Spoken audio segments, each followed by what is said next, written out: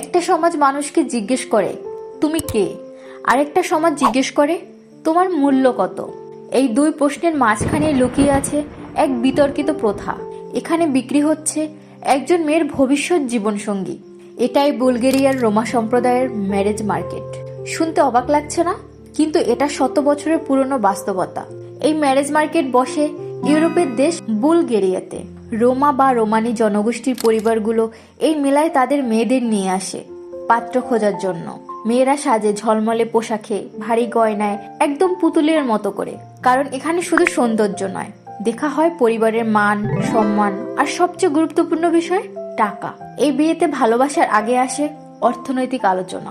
পাত্রপক্ষকে দিতে হয় মোটা অঙ্কের টাকা বা সম্পদ। অনেকে বলেন এটা মেয়েদের নিরাপত্তার জন্য, কিন্তু সমালোচকরা বলেন এটা মানুষকে পণ্যের মতো কেনা বেচা। এই প্রথা নিয়ে রিপোর্ট করেছে বিবিসি এবং আরো আন্তর্জাতিক মিডিয়া। তাদের প্রশ্ন, এটা কি সংস্কৃতি নাকি মানবাধিকারের লঙ্ঘন? বিশ্বজুড়ে শুরু হয় বিতর্ক।